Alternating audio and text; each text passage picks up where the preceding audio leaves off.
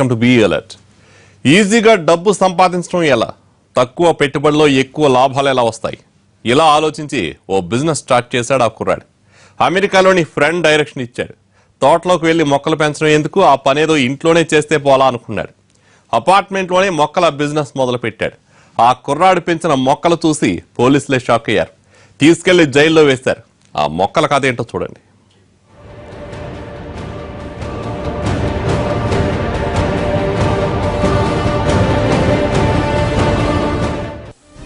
ఇతనే ఆ మొక్కల వ్యాపారి. పేరు సయ్యద్ షాహిద్ హుస్సేన్. హైదరాబాద్ మడికండ ఫ్రెండ్స్ కాలనీలోని వైకే రెసిడెన్సీలో నివాసం. మొదటి అంతస్తులో ఉన్న తన ఫ్లాట్ లో మొక్కల్ని పెంచుతున్నాడు. అపార్ట్మెంట్ లో మొక్కలు పెంచుతున్న కుర్రాన్ని అందరూ ఆదర్శంగా తీసుకోవాలనుకుంటే పొరపాటే.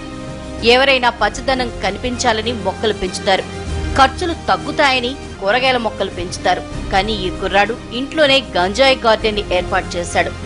పువ్వులు, కూరగాయల మొక్కలు పెంచే కుండీల్లో గంజాయి మొక్కల్ని పెంచుతూ గుట్టుగా బిజినెస్ చేస్తున్నాడు.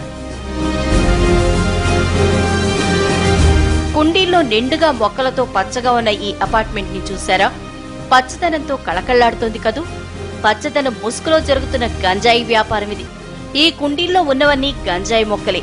షాక్ అయ్యారా? విషయం తెలుసుకుని పోలీసులు ఇలాగే షాక్ అయ్యారు. ఎక్కడో దట్టమైన అడవుల్లో ఏజెన్సీ ఏరియాల్లో గుట్టుగా గంజాయి సాగు చేసి ఇతర ప్రాంతాలకు ఎగుమతి చేయటం చూశాం. కానీ ఇలా లోకల్ గానే గంజాయి సాగు చేస్తూ బిజినెస్ చేస్తున్న భాగోతం బయటపడటం కలకలం రేపుతోంది. ఇలా ఇంట్లోనే గంజాయి పెంచిన కేసులు ఇప్పటి వరకు లేవు. ఇప్పుడు కొత్తగా బయటపడ్డ బిజినెస్ పోలీసు వర్గాలకు షాక్ ఇస్తోంది.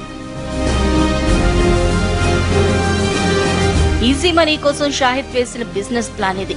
షాహిద్ డిగ్రీ వరకు చదివాడు. ఇంట్లోనే గంజాయి సాగు చేస్తే ఎవరికీ అనుమానం రాదని కుండీల్లో ఇలా మొక్కలు నాటేశాడు. కొన్నాళ్లుగా గంజాయి మొక్కల్ని సాగు చేస్తున్నాడు. అసలు షాహిద్ కు గంజాయి మొక్కలు ఎక్కడి నుంచి వస్తున్నాయని ఆరా తీస్తే షాక్ ఇచ్చే విషయాలు తెలిసాయి. గంజాయి బిజినెస్ చేయటానికి షాహిద్ బాగా రీసెర్చ్ చేశాడు. గంజాయి విత్తనాలు ఎక్కడ దొరుకుతాయా అని తెలుసుకున్నాడు. తాండూరు అడవులకు వెళ్లాడు. అక్కడ నుంచి గంజాయి విత్తనాలను సేకరించాడు. వాటిని తీసుకొచ్చి ఇంట్లోనే కుండీల్లో పెంచుతున్నాడు. సాధారణంగా గంజాయిని దట్టమైన అడవుల్లో, చల్లని ప్రదేశాల్లో సాగు చేస్తుంటారు. కానీ షాహిద్ కాంక్రీట్ జంగిల్లో గంజాయి మొక్కలు సాగు చేయటం వెనుక పెద్ద కథే ఉంది.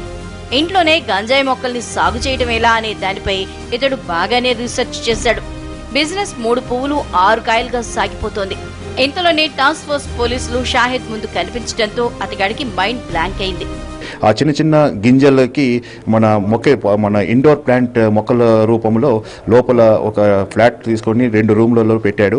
దానికి సంబంధించిన రేడియేషన్ ఎల్ఈడి లైట్స్, తర్వాత ఫ్యాన్లు, మన టెంపరేచర్, రూమ్ టెంపరేచర్ ఇండికేటర్స్ అన్ని అమర్చి మన గంజాయి మొక్కల పెంపకానికి కావాల్సిన టెంపరేచర్ని ఆ లైట్ల ద్వారాతో అమర్చి గత 3 నెలలకెళ్ళి పెంపకం సాగిస్తున్నాడు.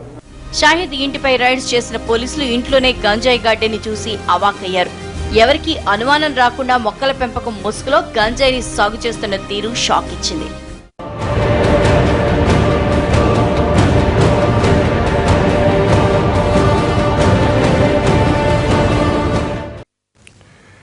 డిగ్రీ చదివిన కుర్రాడికి ఈ ఐడియా ఎలా వచ్చింది? అసలు ఈ వ్యాపారంలోకి షాహిద్ ఎలా వచ్చాడు?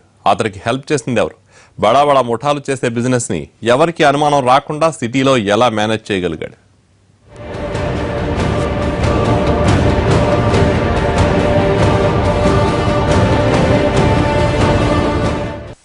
గంజాయి మత్తుకు అలవాటు పడ్డ షాహిద్ కొద్ది రోజులకు తానే ఈ బిజినెస్ చేస్తే పోతుంది కదా అనుకున్నాడు.